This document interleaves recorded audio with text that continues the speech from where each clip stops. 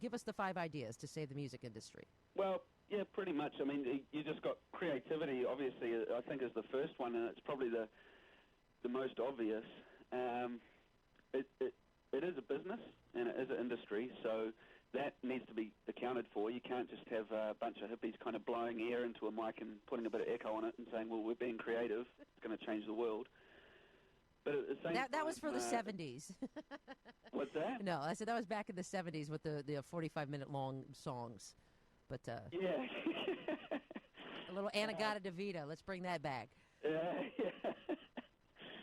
But the thing is, you do need some kind of substance, and I mean, creativity is such an important part of being a human being. It's something that can make us feel individual, but it can also bring people together at the same time.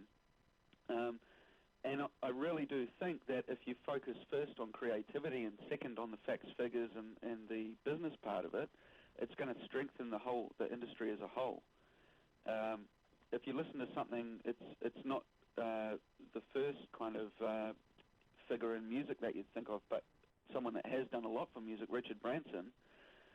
I mean, he always says with anything that he takes on, and he's done pretty well, you know, that he looks at the creativity first and the type of people that he's working with and what their mission is, you know, rather than just going, well, how can we put this into something we can make money from? Well, see, now being in the radio industry, there was, you know, back when the record labels were important, or maybe they felt they were too important.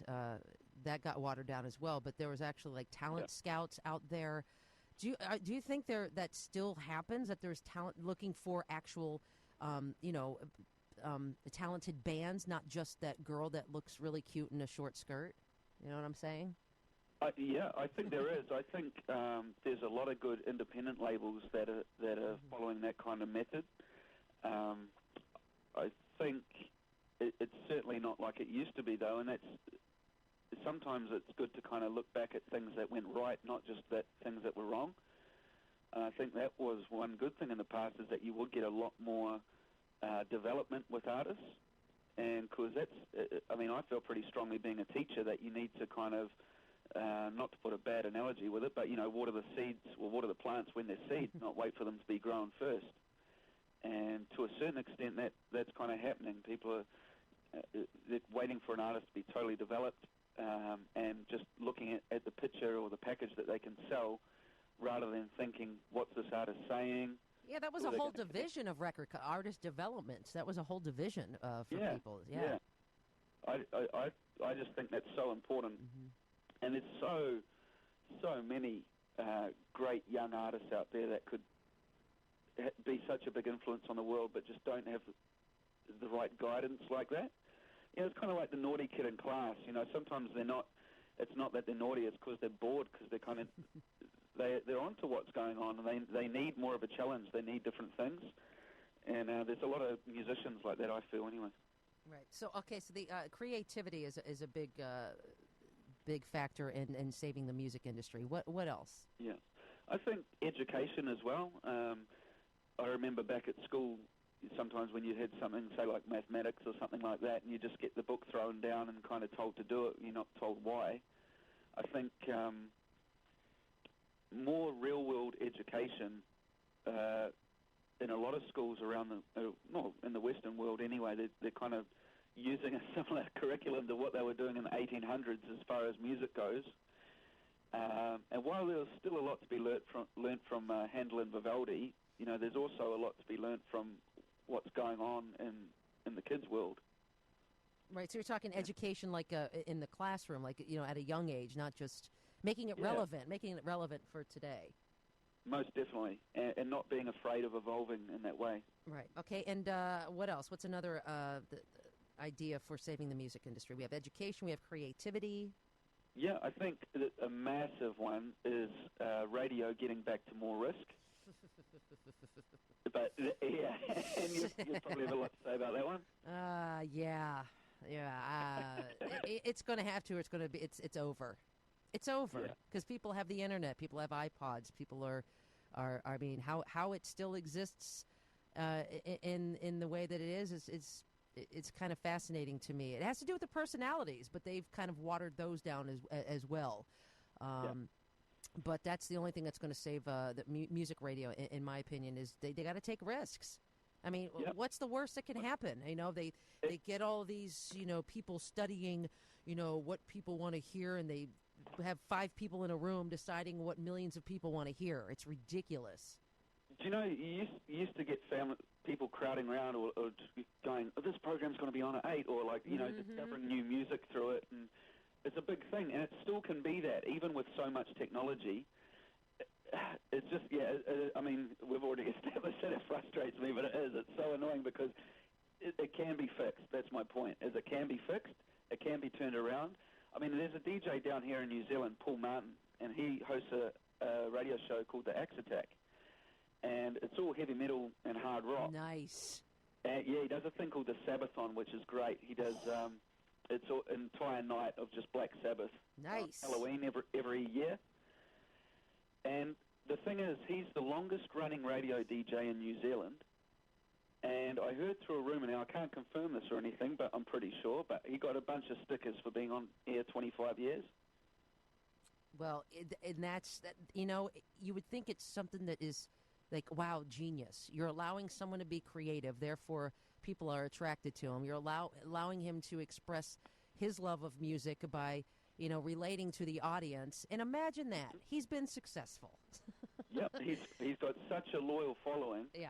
And that's because he talks about the artists. He brings in new bands. I remember when he came over from the States, and sometimes things take a second to catch on down under, and he was talking about Disturbed, but I think it was before they released a record. They were at a festival somewhere, and he was talking, it was like, and he gets amped about the bands and actually talks about them. And he's got you won't hear one person that listens to the station knock Paul Martin, because he knows what he's doing, and he loves the music. He's got that passion first.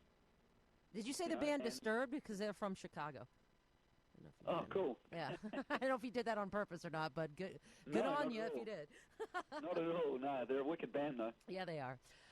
So we have the creativity, the education, radio allowing itself to be creative and passionate again about the music and to take risks. All great reasons or, ways to save the music industry. Anything else on top of that? There's one idea here. New Zealand has a thing called New Zealand Music Month in May. And what I've kind of sketched up some plans for is if we can get the main countries all having a music month of their own. So, for example, you get, say, January is Australia has Australian Music Month. In February, it might be German Music Month. And so by it going around the world, the spotlight gets put on each country's culture and its music. And again, it's kind of going around, 12 monthly, going through the different countries. And it kind of establishes local artists and also helps the major artists as well. Yeah, and the education of people knowing what the different countries' music sounds like. For sure, yeah.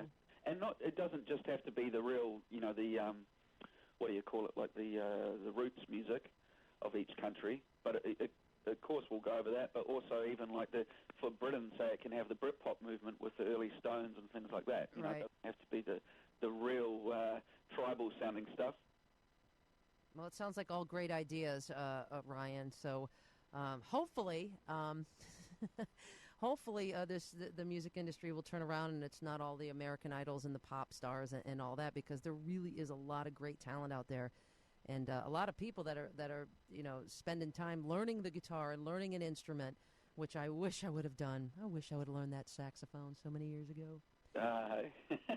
Love a horn section and also piano. Yeah. I just a simple piano. I would love to. I would love to be Elton John. I've been trying to. I keep on saying to myself and writing it down, I'm going to learn sax, especially the last, say, year and a half. But I just haven't got around to it. But at some point, it's so expressive, eh? You get that kind of that passion. There's a really good. It's Eric Clapton with Sheryl Crow doing Little Wing, the Derek and the Dominos version. And it was just after she had her treatment and that for cancer, and she came on stage. It's just beautiful. And I'm blanking out on the guy's name, but if you YouTube it, it's Sheryl Crow and Eric Clapton doing Little Wing.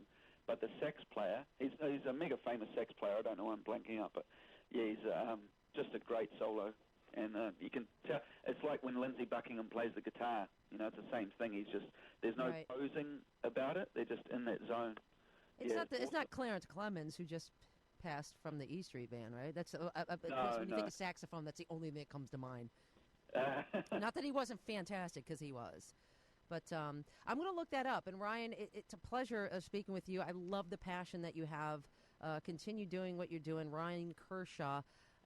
You could check out the Teach Your Brain Before Your Fingers, 10 Myths About Learning Guitar You Need to Bust Immediately.